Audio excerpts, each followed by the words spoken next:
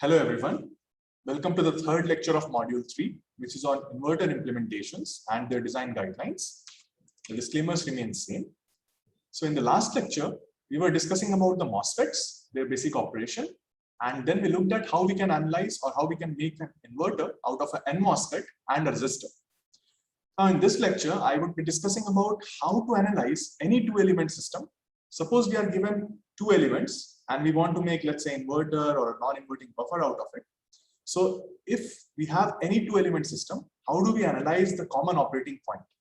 So that is something that we'll be discussing in this lecture, and then how to make a voltage transfer characteristics of any two-element system. These elements can be active elements like MOSFETs, or they can be passive elements like resistors. So how do we basically, make circuits out of any two-element system and find out the VTC, find out the different operating points depending upon the different operating regimes, if it is a MOSFET or a BJT. So let us go ahead and analyze a simple two-element system, which is a generalized system. So we have element 1, which is an electrical element. It can be active or passive. So when you apply V1 across it, the current is I1, and the relationship between I1 and V1 is something like this. So it can be any arbitrary relationship. Similarly, we have another isolated element, element 2, and here its IV characteristics is shown here. There is also an arbitrary IV characteristics. Now what we are trying to do is we are trying to implement a circuit using only element 2 and element 1. So what do? We connect element 2 and element 1 in series, and then we connect supply to this element 2, its top electrode or its top terminal, and then its bottom terminal is connected to the top terminal of this element 1, and they're kind of in series. And then we connect the bottom terminal of element 1 to the ground. Now the question is, how do we get to know this operating point of the circuit? How do we find out the voltage and current at this node X? Or how do we find out the VTC of this circuit? Let's say we are applying inputs to both of these elements, then how does the VTC look like? And we are extracting, let's say, output at Vx. So how does this VTC look like? So first, the general rule is, generally the element which is close to the ground, such as element 1 here, this is treated as the primary element. So if input is given to both, this is taken as the primary element, and the other element, this one, is taken as a load. Okay. And then what we do is, our goal is to find the operating point of the circuit. So you must have read it even in E210. So this is called load line analysis, right? So the goal is to find the common operating point, and it's called load line analysis. So what we do is we try to represent the electrical characteristics of both these element 1 and 2 on a same plot. So what do I mean by a same plot? So let's say if I have element 1's characteristics as I1 as a function of V1, we'll try to represent element 2's IV on this plot itself. So that we'll have a transformation where we represent current I2 in terms of I1 and voltage V2 in terms of V1. And then when we represent the characteristics on the same plot, then the intersection kind of gives us the operating voltage and current at this node X. And that is what we are interested in. So let us revisit this load line analysis and let us see how we can do that. How we can bring them together on a single characteristics on one plot and find out the intersection points. So let us look at these two elements in this circuit. So here you can observe that whatever current is flowing through I2, the same will flow through I1, right? Because they are in series, and even the direction of the current is same. Earlier also we represented that I2 direction. If the current I2 is in this direction, then its plot is like this. And the current direction even earlier was same, right? So I2 is equals to I1. This is the first criterion that we see. So there is no change in that correction, even in the direction of the current. So we have I2 equals to I1. This is the first thing that we know just by analyzing these circuits or these elements. Now this V1 plus V2 has to be equals to V supply, right? Since they are in series. So how can you represent V2? V2 is simply V supply minus V1. That is, V1 is V supply minus V2. Now what you want to do is, you want to transform this plot to I1 as the y-axis and V1 as the x-axis. So for transforming this V2 to V1, what you have to do? You have to apply this transformation, that is V1 equals to V supply minus V2. So you remember from your calculus in class 12 that once you have to make a transform of the axis, so here V1 is equals to V supply minus V2. Since it's minus V2, what you do? So for taking minus V2, what you do, you basically take the reflection on the y-axis, right? So for implementing this minus V2, we take reflection on the y-axis. So if this is V2, minus V2 is simply its reflection here, right? So it's this. And now, since we are adding V supply to it, so what we'll do, we'll kind of transform it or shift it by VDD or V supply. So once we shift it to V supply, now we can say that, we have plotted it at this axis V1. And also since I2 equals to I1, we can claim that, this axis is I1. So by applying this transformation on this axis, on this variable, basically the dependent variable, first we reflect it on the y-axis and then we shift it by V supply. And by doing that, we have been able to, bring this plot, like bring this electrical characteristic of element 2 as a function of V1 and I1. And now since this is as a function of V1 and I1, and this is also a function of I1 and V1, we can plot them together. And once we do that, we can find out the intersection point. And this intersection point kind of gives us the operating current. So what is that operating current? So the current at X node is same as I1, same as I2, and that is IOP. And the voltage at node X, that is VOP, right? Also, what is the voltage drop across the two elements? So the voltage drop across the two elements is if X represents, so Vx is kind of, the voltage drop across the first element, and that is VOP.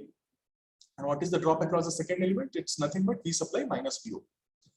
So now with this kind of analysis, so this is generalized way of finding out operating point of any element. Suppose in the future someone gives you the characteristics of a tunnel FET and asks you to find out, the VTC tunnel FET with a let's say load resistor. Such an inverter, if someone gives you and asks you to find, the characteristics, the process will remain the same. Again, you will have to find out this load analysis, load line analysis. You have to find out at different points how exactly you get the intersection points, and those intersection points kind of give you the VTC. This will become clear as we discuss, an inverter with N-MOSFET and resistor. So let us look at that in detail. So let us look at those two elements in this circuit. So this was a circuit which we told that will act like an inverter. So in last lecture, we were looking at this inverter structure. We told that, once we append a resistor on top of an N-MOSFET, this circuit starts to act like an inverter. When mean equals to logic level low, what happens? This transistor is cut off, and hence this Vout is connected to VDD via this, resistor, load resistor. And when mean equals to VDD, that is its logic high, then what happens? VGS is greater than VTH, and then this transistor kind of turns on, and it starts to sink current, and it discharges the load capacitor. Typically, the output is a load capacitor, so it discharges that load capacitor close to ground. It's not exactly ground, but it's a very low, small supply voltage. Sorry, it's a very small voltage, but it's not ground. So let us look at this system and let us analyze it by the method that we described earlier. So we divide it as two elements. So one of the elements is your passive resistor. Second is your active MOSFET. Now let us first draw the characteristics of a MOSFET. So we know that the current in a MOSFET is kind of a function of both its gate voltage as well as drain voltage above cutoff. Whenever VGS is greater than VTH, depending upon the relationship between VDS, VGS, and VT, we have different operating regimes. But in all those regimes, what is drain current a function of? Drain current is a function of VGS and VDS. See, even in saturation regime, when we say that it's VGS minus VT whole square, then also there is 1 plus lambda VDS term, which is channel length modulation term. So even then, it's a function of VDS aspect. So your drain current is always a function of VGS and VDS. However, the dependency on VDS is pretty small when you have, when you have biased, when you're talking about MOSFETs in saturation regime. That is when your VDS is greater than VGS minus VT. But in any case, this MOSFET has got the drain current of this MOSFET has a dependency on VGS and VDS. Now, if we are analyzing this by that same analogy, by this two element system. So your I1 is simply your IDS and your V1 is simply VDS, right? So I1 is your IDS and V is your VDS.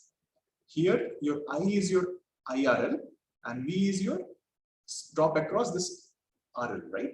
So let us first look at this. So here what is I1? I1 is IDS, and what is V1? V1 is VDS. So let us plot the MOSFET's drain current as a function of VDS.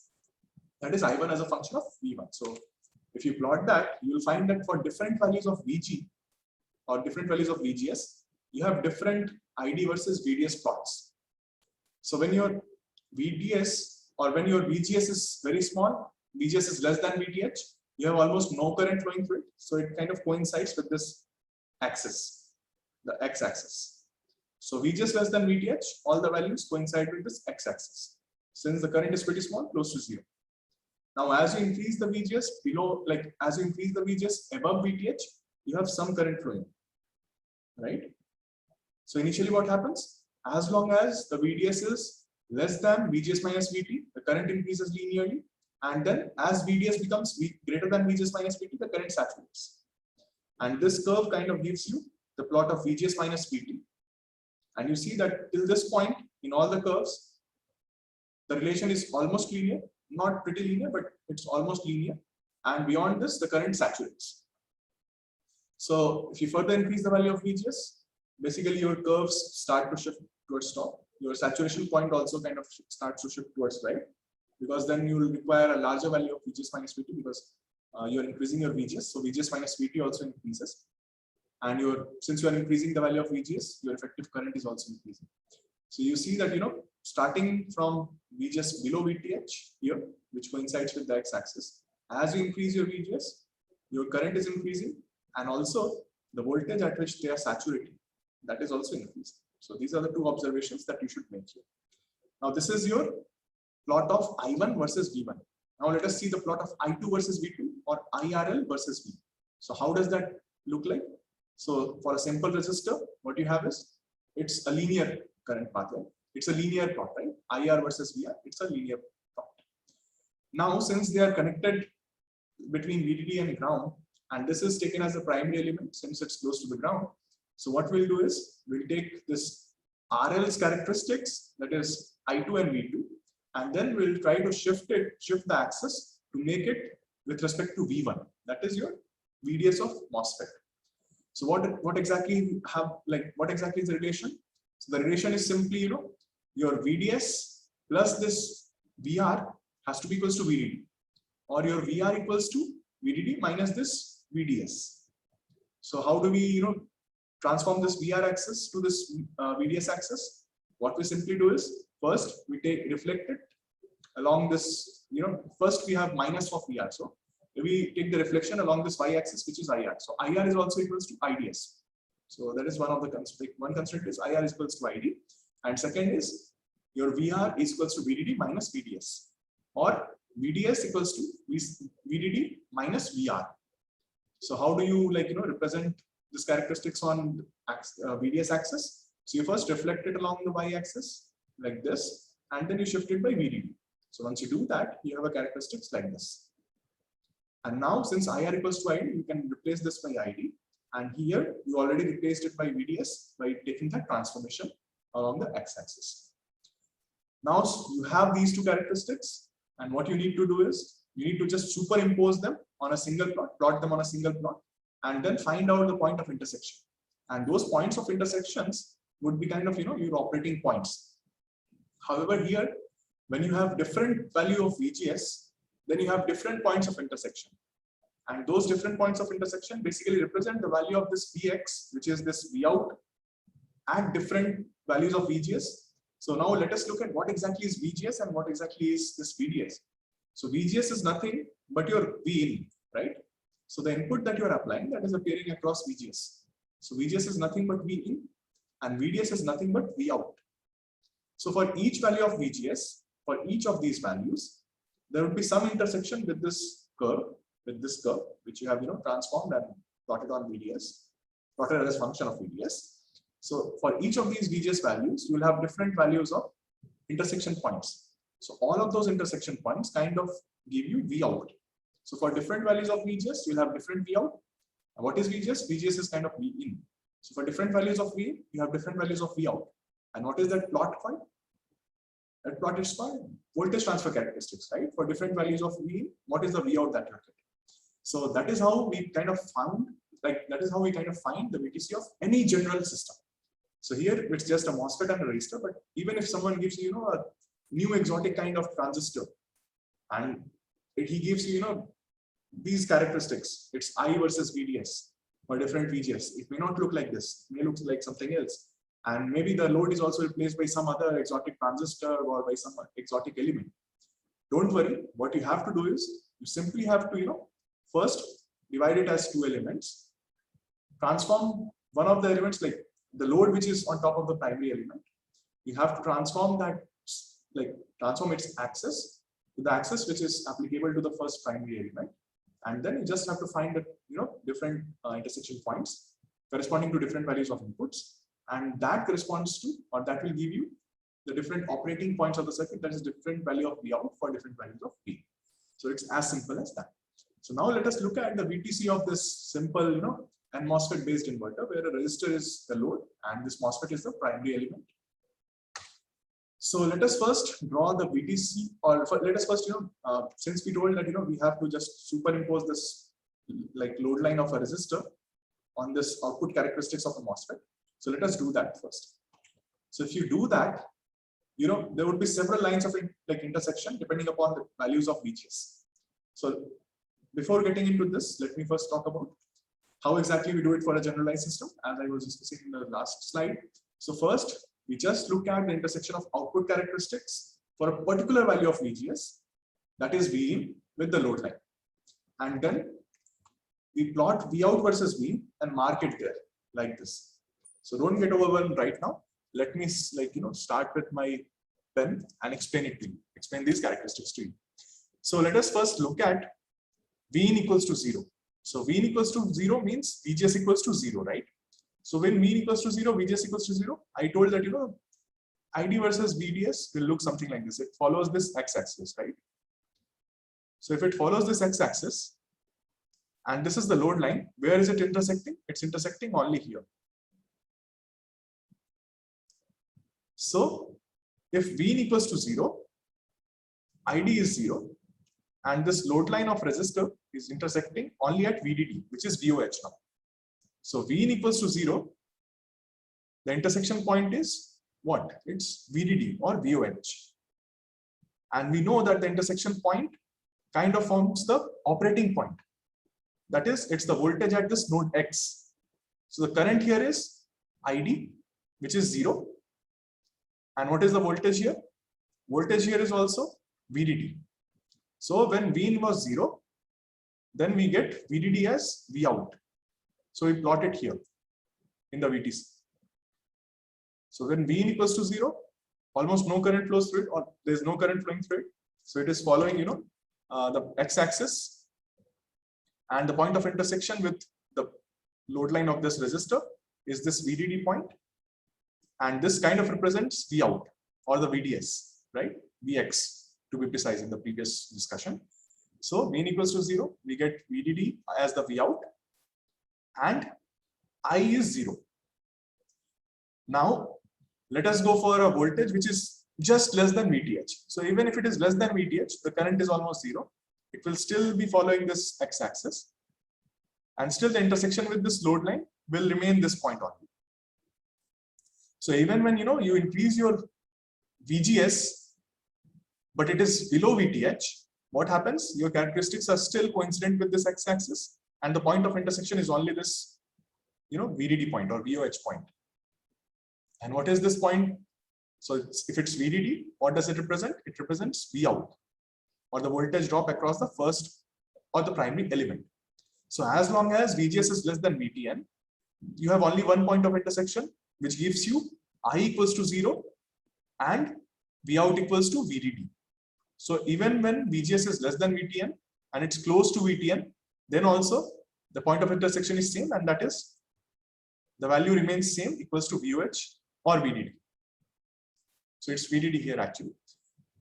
Now, once this VGS increases below VTH, let's say this VGS1. Now, once this VGS increases below VTH, that is now if the input increases below VTH, then what happens? The current follows this curve, right? Characteristics of this primary element is like this. And where does it intersect the load line? It intersects here. So for the value of VGS1, which is your V in, what is the value of your output? Output is this much. This is the value of your output. So your Vout is this value when you apply Vin equals to VGS of 1. So what you do, you just plot it somewhere. You just plot it on this line. So you applied this VGS 1 as the input, and the intersection is giving you this value as Vout. So this value we will plot here as Vout, and this corresponding will be your VGS of 1. Similarly, you continue to increase it, and then you will have several of these points. Now, the critical point that we know of is this VM. So when do we get a VM? So we get a VM when Vin equals to Vout equals to VM, right? So as you continue to increase the VGS, there would be some point when the value of VGS would be same as the value of VDS. And that is called VM. So let us say that at VGS equals to VM, our load line characteristics or the characteristics of the MOSFET, the output characteristics looks like this. This is when VGS equals to VM. Now it intersects the load line of this resistor at a point where this voltage is also VM. At VGS equals to VM, that is your input equals to VM. The value at which this load line intersects this curve is also VM, which is same as the input voltage applied. So that is the special point, which is known as inverter switching threshold. And this is this third point. Now, what is the maximum value of input that you can apply? Since your since your supply voltage is VDD, the maximum value of input that you can apply here is VDD. So when your VGS equals to VDD, let's say that this is the curve corresponding to VGS equals to VDD. Now, where this curve is intersecting the load line, it's intersecting here. And the voltage corresponding to this point, this is the drop across this MOSFET or the Vout. So this is nothing but VOL. So when you apply the maximum available input, that is VDD over here, the output across this Vout is VOL, and this is marked by this point 4. And then what about all these points? These points, these points. So these are nothing but they are these intermediate points. So how can you sketch the VTC of any system?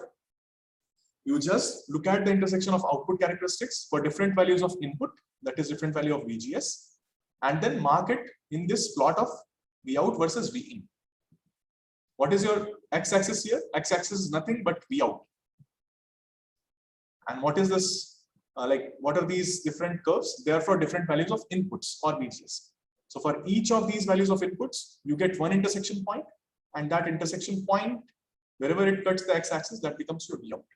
And you plot it here. You find those values of Vin and Vout from here, from these intersection points, and you plot it here, and you get the VTC. So you do it for different points in order to get the VTC. Now that we know how to make this VTC of N-MOSFET based inverter, or any generalized VTC of any generalized system where we have two elements and we know the properties of the two elements, that is I1 as a function of V1 and I2 as a function of V2. Once we know that, we can always find out a VTC. And you may expect a question, where you don't understand what exactly is element 1, you don't exactly understand what is element 2, but I would be giving, its output characteristics as a function of different values of Vin, and then I2 as a function of V2 for this other element, and then I may ask you to, find out the VTC in the exam. So just go ahead with this simple, approach. You plot it for you plot the load line for the second element and the points of intersection. You just have to plot it in the graph between Vout and Vin. So that will give you the VTC. So, okay, now that we know how to make VTC, let us go and find out the critical points of this VTC. So what is the general kind of procedure to find the critical points? So the general procedure to find the critical point is, first, we find out the operating regime of the MOSFET or any other transistor that we have as a primary element based on the input and the expected output. Now, why exactly expected output? Because you don't know the exact value of the output yet, right? You know that it's high or it's low, but you don't know the exact value of the output. And why is it important? Because the operating regime of the MOSFET is dependent not only on the input, which is its VGS, but also on the Vout, that is its VDS, right? Depending upon VDS and VGS minus VT, we say whether the transistor is in, or whether our MOSFET is in saturation regime or it is in the linear regime. So now let us look at the points that we found out using the load line analysis, and let us see what exactly is the operating regime of the MOSFET. So let us talk about this one. So this one was found out when your Vin equals to 0 or VGS equals to 0. So VGS equals to 0, your transistor is in cutoff. So at 1, your transistor is in cutoff. So what is the output? Output is nothing but VOH that we found out, right? And VOH is nothing but VDD. So we assume that it's VDD, but it can be smaller than that. Anyways, let's not go there. Let's assume that the I that this, like I is 0 when your Vin equals to 0. Now what exactly happens at 2? So at 2, your Vin is just below VTH. So if it is just below VTH, then it's cut off here.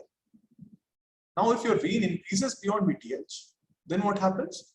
If it increases beyond VTH, so when it was just below VTH, your Vout is close to VOH, right? Because still no current flows through it, and your VDD is kind of like this load capacitor voltage here is kind of charged to VDD through this RL, right? This is what happens. And in that case, your Vout is close to VDD, right? It's your VDD typically, and that is your VOH when VGS is less than VTH. Now, the moment VGS increases beyond VTH, what exactly happens? Some amount of current starts to flow, and therefore some amount of charge is kind of get drained by this MOSFET, the current flowing through this MOSFET. But the current is pretty small. Why? Because VGS minus VT is pretty small. So in this case, this change in the voltage of Vout is also pretty small because the charge which is drained is also small. So now if we try to analyze the operating region of this MOSFET, how do we do that? So now here, let us look at its Vout. Vout was earlier VDD. Now it has reduced somewhat from VDD because of this charge which is kind of drained to the ground. So Vout is less than VDD, but still it's high. What about your VGS minus VT?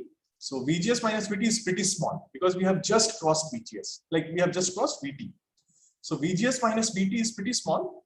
VDS is high because Vout is high. So VDS is greater than VGS minus VT. What regime it is? It is saturation mode. So below this below this 0.2, we are in cutoff. Beyond this 0.2, we are in saturation, right? So just below this, we are in cutoff, and just above this, we are in saturation. Now, what about 0.3, which is VM? So for VM, what we have? For VM, we have Vout equals to Vin, that is VDS equals to VGS. Now, how they are if you look at this, your VDS is equal to VGS, and your VDS is greater than VGS minus VT, right? So if your VDS equals to your VGS equals to VM, and then you can always say with surety that your VDS is greater than VGS minus VT, because your VDS is VM, your VGS is VM, and anything below VM will be lesser than VM, right? So if Vout equals to Vin equals to VM, then definitely your VDS is greater than Vin minus VT or VM minus VT. So in that case also, your transistor is in saturation because VDS is greater than VGS minus VT. So even at 0.3, your transistor is in saturation. And what is the value of this output? Output is also VM. That's by definition. Now let us take the case of Vin equals to VDD, which is this 0.4. Now when Vin equals to VDD, we know that a large amount of current flows through it, and this load capacitor over here gets discharged through this current, because now the difference between VGS and VT is huge, right? Now we know that the voltage here is pretty small. It's not exactly ground, but it's small. Why it's not ground? Because you have this RL as well. So because of that, it's not ground. But we know that it's pretty small. And what is VGS minus VT? So VGS is VDD, and VT is, let's say, 0.1 VDD. So your VGS minus VT is pretty high as compared to VDS. So if your VDS is less than VGS minus VT, what is the operating regime of MOSFET? The operating regime is linear. And what is the output voltage here? It's VOL, and it's not equals to ground. Now, once we know the different points and the operating regime of MOSFET, what we can do is we can write the current of the MOSFET ID as a function of VGS and VDS, that is as a function of Vin and Vout. So let me just recall that. So in linear regime, when VDS is less than VGS minus VT, we have ID equals to Kn dash W by L, VGS minus VT, VDS minus VDS square. This is corresponding to this regime, linear regime. In saturation, which is these two cases, I mean beyond this two and till this 3, what we have is, we have this current voltage relationship as ID is equals to Kn dash W by L, VGS minus VT square divided by 2. Okay. Now this is the current equation for the transistor, the MOSFET. And how, like, what can we replace? So we can replace this VGS with Vin. We can replace this VDS with Vout. And then what is the current equation through this resistor? It's always VDD minus Vout divided by RL, right? For the passive element. So if we equate these two values, I mean the current through resistor is the same as the current through the MOSFET. So if we equate these two for different value of VGS and VDS, so for different value of VGS, that is Vin, we'll be able to find out Vout. So current through them is same. So what we have to do is, we have to solve these equations self-consistently to get exact value of Vout. So for any particular value of Vin, that is VGS, we find out what is the operating regime of this MOSFET. And depending upon that, we kind of use the expression, correct expression. If it's in the linear regime, we use this expression. If it's in the saturation regime, we use this expression. And in these expressions, we replace VGS by Vin and VDS by Vout. And then we just equate it to this VDD minus Vout by RL for that particular value of Vin. And then we find out the exact value of Vout. So if it's linear, then we'll have a quadratic equation in terms of Vout.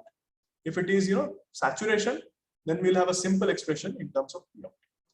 So it's pretty easy to calculate, the values of the Vout for different values of inputs. Now that we know how to calculate, the exact values of Vout for these 4 critical points, let us also look at the other 2 critical points in any VTC. So what are those critical points? So they are nothing but, the points or the input when the slope is mod of 1. That is, the points which kind of differentiate the acceptable logic level values with undefined logic regions. So this is the undefined region, and these are acceptable logic levels, or the regions which differentiate between attenuating regions and the amplifying regions, right? So these are nothing but, VIL and VIH. So how do we find, the exact values of, output when input is VIH or input is VIL? Or how do we find out VIH and VIL at first place? So we only know from definition of VIH and VIL that, at these points, the slope between output and input is -1, that is mod of 1. So here it's -1. So how do we proceed while finding out, this VIL and VIH? So even then, the first step would be to find out the operating regime of the MOSFET. So for VIL, we say that the output is high, and for VIH, we say that the output is low, right? That is another way of looking at it. So what happens to the operating mode of MOSFET? So when VIL is applied at the input, we say that the output is high. When the output is high, your VDS is large, right? And your VIL is kind of low as compared to your VDS. And VIL minus VT, which is your VGS minus VT, that would be pretty small as compared to your Vout, this value, right? So we can say that here VDS is very high as compared to VGS minus VT when your VGS is VIL. So our MOSFET is in saturation region. So at point A, the MOSFET is in saturation. What about point B, which is your VIH? So we say that at VIH, your output is low, right? So the maximum input voltage for which, or the minimum input voltage for which the output is low. That is the definition of VIH. For VIL, it's the maximum input voltage for which the output is high, logic high. So if we go by that definition, the minimum input voltage for which the output is low is VIH. So we know, so VH is nothing but the minimum input voltage for which the output voltage is logic level 0, right? That is another way of defining this VIH and VIL. So if we go by that definition, VIH is kind of high voltage for which the input is low. So we know that for VGS equals to VIH, that is VIH equals to input high. What we have VGS minus VTH, which is VIH minus VTH, is also high. And this VDS is low, output low, right? So here we have this VDS as less than VGS minus VT. So input is VIH. VIH minus VT is kind of higher as compared to VDS, which is output low. So by definition of this VIH and VIL, we can find out what is the operating regime of the MOSFET. So for VIL, the way we define it, M1 is in saturation, and for VIH, the way we define it, M1 is in the linear mode. Why so? Because VDS is less than VGS minus VT, VIH minus VT. So once we know that, we know the accurate, like appropriate expression that needs to be used for relating, V in and V out, or VGS and VDS, or the current drain ID. And then once we know that, what we do is we just equate IR and ID. IR is always VDD minus V out by RL. And then we just find out, so why do we need to find out the operating regime? Just to know which expression needs to be used for calculating the value of V out. Once we know that, we just equate them, and then we differentiate. So again, we substitute VGS with V in, VDS with V out, and then we differentiate the equation with respect to V in and substitute V out, dV out by dV in equals to -1 for VIL and VIH. And that is how we calculate these exact values of the values of VIL and VIH and the output voltages corresponding to those input voltages. So now let us derive it. I mean, I have just used simple expressions, so I will be just going through those equations once. So let's just find VIL first. So for VIL, we know that dV0 by dV in is -1. So for VIL, we found that the MOSFET is in saturation, right? So once it's in saturation, what we'll be doing, we'll be just equating IR equals to ID, and ID is VGS minus VT whole square by 2. So it will be simply VDD minus V0 by RL is equals to Kn dash by 2, V in minus VT square. Here it's Kn dash. I have just forgotten to put that dash here. Now we differentiate this with respect to V in both sides, and we put this dV0 by dV in equals to -1. So once we do that, we find the value of VIL. What is VIL? It's nothing but VT plus 1 by Kn dash RL. Now if you put this value of VIL instead of this VIN, we'll be getting the V out corresponding to this input as VIL. So from this expression, we can get it. Now let us find out VM value. So for VM, what we know that for VM, V0 equals to V equals to VM, right? So in that, for this also, we saw that our MOSFET was in saturation region. So we'll be using the same values of drain currents, and this is always VDD minus V out by RL. So then the expressions that we have is VDD minus VM by RL, because V out equals to V equals to VM. So VDD minus VM by RL equals to Kn by 2, Kn dash by 2, VM minus VT whole square. So from here, we'll get a value of VM, right? So we get this value of VM since it's a quadratic equation. So we'll get two values, and we'll have to discard one values. So why we discard one value? Because if Vn is VT minus something, so we did not take the value which is minus. Because if it's VT minus something, then it's always less than VT. So if it is less than VT, it cannot be in saturation. I mean, it will be in cutoff, right? So in that case, we have to take intelligently only the value which is with this plus sign. So this is something that we'll get upon solving this expression. And again, how do we get the value of VM? So the value of V out is same as VM. So we do not need to even put it back here and find out the value of V out. We already know that VM is output as well as the input. Now let us calculate the value of VIH. So we saw that for VIH, the NMOS is in the linear regime. In the linear regime, the current follows a different relationship with the VDS and the VGS. So let us write that expression. So in the linear regime, what we have is the current through the resistor remains same, VDD minus V out by RL. However, that through the MOSFET becomes Kn dash, V in minus VT, VGS is V in, times V out minus V out square by 2. Now what we do here, we know for a fact that even for input as VIH, so for V in equals to VIH, we have this dV0 by dV in equals to -1. So we just differentiate both sides with respect to V in, and then we put dV0 by dV in as -1. Once you do that and solve it, you get V0 or Vi. So you get V0 as this value. Now what you do is you put this value of V0 here in this expression, right? And then you get a value of V in, then you put this V0 in this expression, and then you get an expression for V in. And if you solve that expression for V in, then you get what? Then you get VIH.